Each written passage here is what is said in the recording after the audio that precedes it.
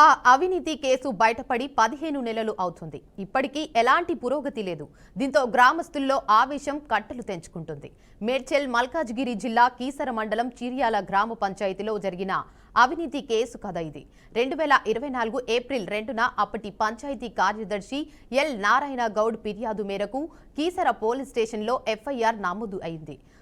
Forgery సంతకాలతో ఇంటి నిర్మాణ అనుమతులను మంజూరైనట్లు, కోట్ల రూపాయల పంచాయతీ ఆదాయం పక్కదారి పట్టినట్లు ఆరోపణలున్నాయి. ఇక ఈ కేసు వ్యవహారం ఇప్పటికీ కొలిక్కి రాలేదు. ఇక కేసు నమోదైన తర్వాత పలువురు సిఐలు, ఎస్ఐలు మారారు. అయినప్పటికీ దర్యాప్తులో ఏమాత్రం పురోగతి లేకపోవడం ఇప్పటికీ అందరినీ ఆశ్చర్యానికి గురిచేస్తుంది.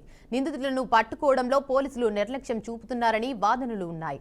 దీని వెనుక మరెవరో ఉన్నారనే అనుమానాలు కూడా గ్రామస్తుల్లో వ్యక్తమవుతున్నాయి. ప్రస్తుతం చీర్యాల గ్రామ పంచాయతీ దమ్మాయిగూడ మున్సిపాలిటీలో విలీనమైంది. మరికొన్ని నెలల్లో ఇది జిహెచ్ఎంసీ పరిధిలోకి వెళ్లే అవకాశం ఉంది. ఇలాంటి పరిస్థితుల్లో కేసు పూర్తిగా నీరుగారే ప్రమాదం ఉందని గ్రామస్తులు ఆందోళన వ్యక్తం చేస్తున్నారు. నిజమైన నిందితులు శిక్ష తప్పించుకోవడానికి ప్రయత్నిస్తున్నారని అనుమానాలు తెరపైకి వస్తున్నాయి. పోలీసులు నిష్పక్షపాతంగా దర్యాప్తు జరిపి నిజాన్ని వెలికితీయాలని డిమాండ్లు వెల్లువెత్తుతున్నాయి. ఇదే అంశంపై మరింత సమాచారాన్ని మా ప్రతినిధి శ్రీకాంత్ లైవ్ ద్వారా అందిస్తారు. చెప్పండి శ్రీకాంత్. రైట్ దేవిక, ఏదైతే మేడ్చల్ మల్కాజ్గిరి జిల్లాకు సంబంధించినటువంటి కీసర పోలీస్ స్టేషన్ పరిధిలోని ఫోర్జరీ సంతకాల కేసు అనేది మరొకసారి తెర మీదకి వచ్చిందని చెప్పుకోవాలి. అయితే ఏదైతే ఈ ఫోర్జరీ సంతకాలకు సంబంధించి కోట్లాది రూపాయలు ఈ ఫోర్జరీ సంతకాల ద్వారా దండుకుంటున్నారంటూ కూడా ఆరోపణలతో చిర్యాల గ్రామ ప్రజలు, అటు అప్పటి చిర్యాల గ్రామ పంచాయతీ కార్యదర్శి ఈ కేసు నమోదు చేయడం జరిగింది. అయితే ఈ కేసు సంబంధించి ఒక వివరాలు చూసుకుంటే కనుక 2024 ఏప్రిల్ 2వ తారీఖున ఈ కేసు నమోదు చేయడం జరిగింది. అప్పటి చిర్యాల గ్రామానికి చెందినటువంటి గ్రామ పంచాయతీ కార్యదర్శి ఎల్ నారాయణ గౌడ్ అనే వ్యక్తి కేసు నమోదు చేయడం జరిగింది.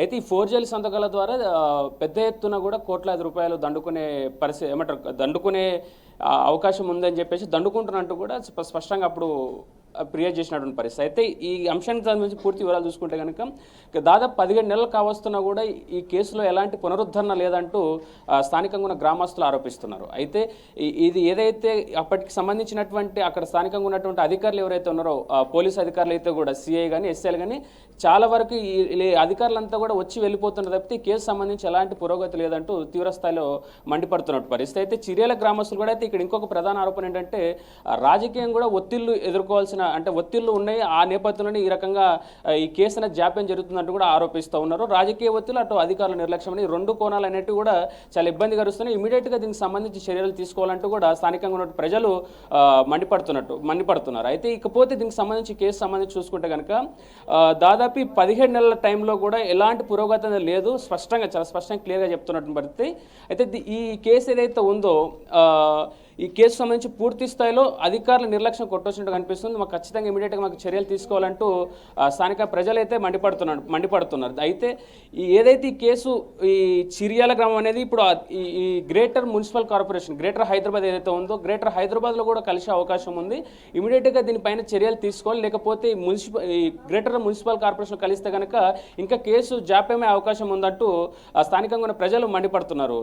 దేవిక, అయితే శ్రీకాంత్, ఇప్పుడు ఈ కేసు నమోదైన తర్వాత పలువురు సిఐలు కానీ ఎస్ఐలు కానీ మారని చెప్పేసి అంటున్నారు. అయినప్పటికీ కూడా ఈ దర్యాప్తులో ఏమాత్రం పురోగతి లేదు అని అంటున్నారు. అసలు దీని వెనుక గల కారణాలేంటి? ఎవరున్నారు? ఇంకా మేజర్గా ఈ కేసుకు సంబంధించి చూసుకుంటే కనుక అధికారులు రాజకీయ ఒత్తిళ్లకు లోబడిపోయి అధికారుల నిర్లక్ష్య వైఖరి అనేది ఖచ్చితంగా కనిపిస్తుందంటూ అక్కడ స్థానికంగా ఏదైతే చిర్యాల గ్రామానికి చెందిన ప్రజలు మండిపడుతున్నారు.